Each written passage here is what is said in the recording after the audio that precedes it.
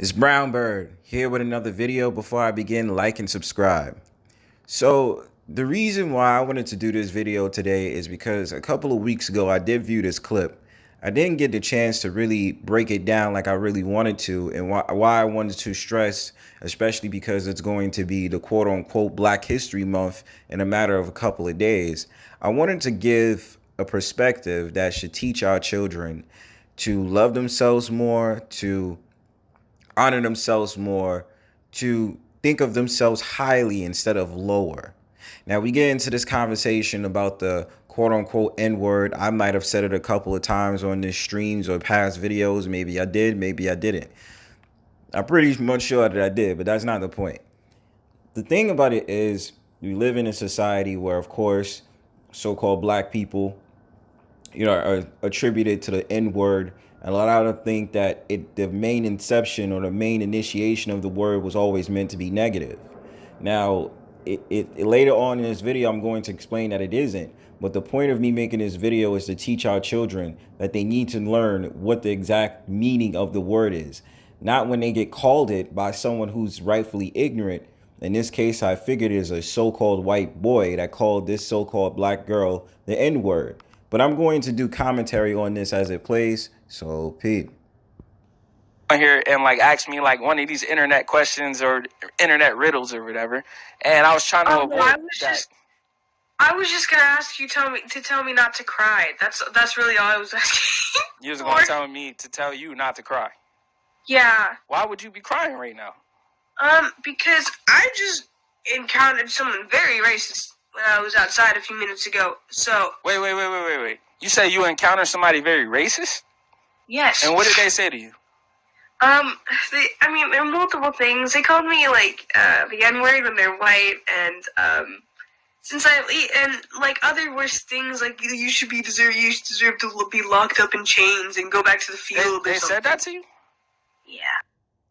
And let me say something to that. Now, understanding my growth as a so-called black man or North American Negro, like I tell you, yes, I know of, those type of situations happening when I grew up, when I went to different places or when I went on vacation to different places where you had a lot of people of other nations, or usually so-called white people, that called me the N-word or talked about slavery or brought up, a lot of pejoratives towards me being a North American Negro, also saying things like calling me a porch monkey and all these different things. And this is a factor that should be put into play, which I'm not going to automatically say is the consensus to say this is necessarily going to happen to your child.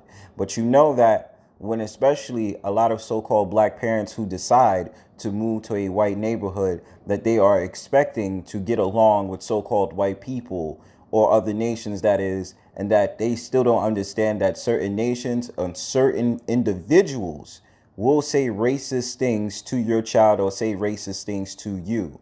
Because especially when you live in a community that's suburbish and is there, a so-called white population, you still have to deal with the racists every day. So it is essential that you understand who your neighbors are, where you live. I mean, I can't tell people where to live. You decide to where you live, but you have to be very cautious of what you're going to get into if you move into a majority so-called white community or other nations. Not saying that they're necessarily going to be like that, but you have to take into account that may happen. So what are you going to do now when that happens to your child and your child is traumatized by hearing the N-word or being called a slave over and over and over again? Yeah. And how did that make you feel? It made me feel like a piece of shit. I'm sorry for the language, but it made me feel like that. Let me tell you something. Right now. And take it, however you want to take it. Based off of the two shelves that I see behind you, you look like a reader. And that already makes you better than a lot of people on this earth. And don't let people on the internet, especially, people in real life too, but don't you let anybody put you down and tell you that you're not good enough to be whatever you want to be, because you are. And I mean that. I'm older than you. I'm 27. I done spent my whole life going through that same thing with people looking at me crazy and saying crazy things to me. But you're special and you're great. And there's going to be a lot of people that give you weird energy in this world. There's going to be a lot of people that look down on you. And let me say something before this man makes a very beautiful point to this young lady. It is essential that we teach the younger generation after us that they have to grow up in very much confidence. I am tired of the slave narrative and the slavery narrative, the N-word, or this, that, and the third narrative that comes into play, because it is an understanding of ignorant history. What his story is, not the true story of the North American Negro. And I'm going to break it down later in this video. I'm only going to give a very brief explanation to the word Negro or the N-word. And so I really want to make it known, yes, we have to teach these children to have confidence, but we also have to teach them how to deal with bullies when bullies come into their lives and want to sit up there and bother them for whatever reason. Maybe the motive is that they actually do like them, or maybe the motive is that they are jealous of what the child possesses or what type of skills or assets that child has. And say mean and nasty things, and you might not understand it, but you great. You always going to be great. And I want you to remember this. Wherever you go, wherever you end up, wherever I am, you going to be great. I promise you that. That's okay. That's okay. You going to be great. I promise you. I promise you. And I'm so sorry that you had to experience that. It's making me really sad right now, too. I'm sorry you had to experience that, because and you a kid. No kid should have to experience that. No adult should have to experience that. I'm sorry. I'm sorry for that person. You don't have to experience it, but brother, it's life. We all got to go through it, regardless if we like it or not, you know? I'm sorry for that person, but you great. I promise you. Girl, you great. We capable of so much stuff, girl. You great. I promise you. You great. I promise you. Oh my God. I promise. God, I want to hug you so bad. Hey, look. I promise you, you great. Remember that, please. Please remember that. I come from a very damaged background, and I know I'm great. So trust me, you great, okay? I'm gonna let you get off here. Make sure you just, I'm glad you're smiling right now. It makes me happy to see that. I'm glad you're smiling. All right. You're welcome. You have a good night, okay? You too. Thank you.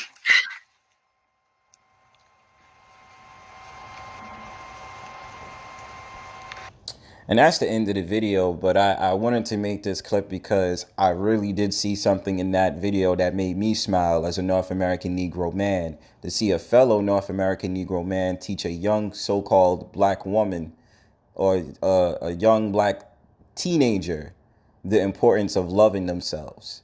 And the fact of the matter that we have to teach these children, no matter what you look like and no matter who you are, you matter to the society in more ways than one. You know, there's anything you could do with knowledge. You could teach them. You could do all these different things. But the most important thing we have to teach for the next generation coming up after us, we have to make sure that we do not victimize them, that we do not put them down, that we do not make them feel like crap. We have to teach them the truth. We have to teach them, look, it is what it is. You are smart. You're always going to be smarter than someone, or you're always going to be better than someone in something. And we have to uplift these children out here to understand, no matter where you come from, a messed up background or a messed up relationship between you and your parents, that you are the gem that can make a difference in this society. As soon as we teach our children that, they will have an understanding. And again, like I said before, teach them the truth. And especially when we're talking about something as trivial as the N-word or Negro and all these different things. So peep for a second that I'm going to show you a little bit from etymology.com.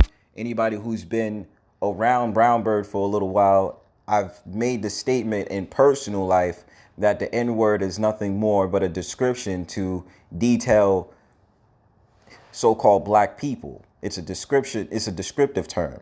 And the roots of it you'll find in the site that I'm about to show you right now. But it is made to be negative. It was made to be negative towards specifically North American Negroes. But if you understand the meaning of it, it actually doesn't mean that.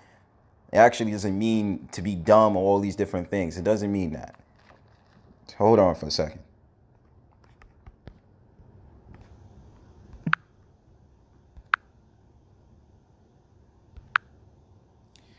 So this is Etym Online. Shouts to Etym Online. I just want to give a brief context into what these words mean. So you have to teach your children the truth. And what we have here right now is Etym Online with the term Negro, which is a noun. We all know what a noun stands for, what it means, you know. So it's a noun. It says 1550s, member of a black-skinned race of Africa, from Spanish or Portuguese, Negro, black, from Latin, negrum, nominative, Niger, black, dark, sable, dusky, applied to the night sky, a storm, the complexion, figuratively, gloomy, unlucky, bad, wicked, according to Devan, a word of unknown etymology, according to Watkins, perhaps from pi, nick woot, night. I don't know how to pronounce that, honestly. The Latin word also applied to the black peoples of Africa, but the usual terms of Ethiops and Afar. As an adjective from 1590s, use with a capital N became generally early 20th century, e.g. 1930 in New York Times style book in reference to U.S. citizens of African descent, therefore saying African Americans, but because of its perceived association with white imposed attitudes and roles, the word was ousted late 1960s in a sense by black. So then it says Professor Booker T. Washington being politely interrogated as to whether Negroes ought to be called Negroes or members of the colored race has replied that it has been long his own practice to write and speak of members of his race as Negroes, and when using the term Negro as a race designation to employ the capital N. Harper's Weekly, June 2nd, 1906, meaning African American vernacular, the English language as spoken by U.S. blacks, is from 1704. French nigre is 16th century, borrowing from Spanish negro. Older English words were Moors and blackamoor, and Middle English for Ethiopian, perhaps also a Negro, generally was blue man. So yes, Moor and blackamoor was also a description of explorers. Well, you know, we all know about the Moors, but then they had went across different places in America, had described what they seen as the darker skinned races as Moors. As Moors. And of course, Negroes. And there's a couple of other words to describe people of color. And as also terracotta, that comes from a different empire and all these different things. Just a couple of words to throw at you as in to get into the context of Negro and what I'm going to explain in another etymology posting. So right here, this is the actual word, nigger, which is a noun. 1786, earlier nigger. 1568, Scottish and Northern England dialect. Negar, nigger.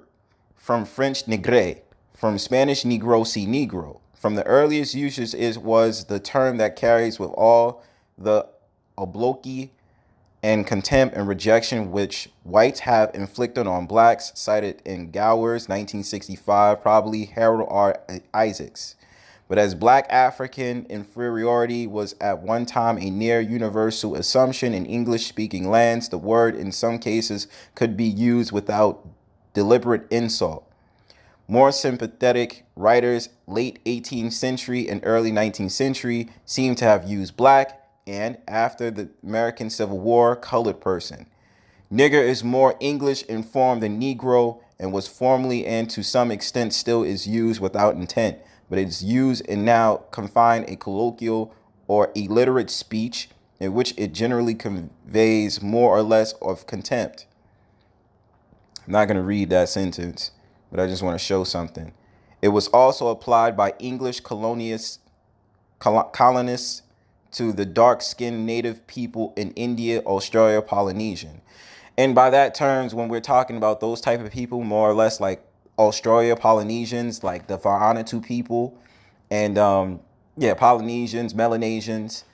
Those people have brown skin. I wouldn't say copper skin necessarily, but of course, again, like when you're talking about the English and you had certain tribes or certain people that went to explorers that went to different areas around the world, they would describe those people as niggers or Negroes or Moors, and more words to describe darker skinned people.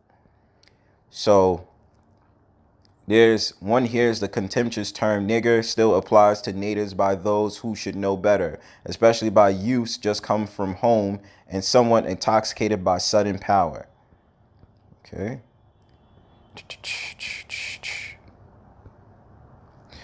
And that's basically it, family. I'm not going to read the whole entire thing. This last one right here I'm going to read.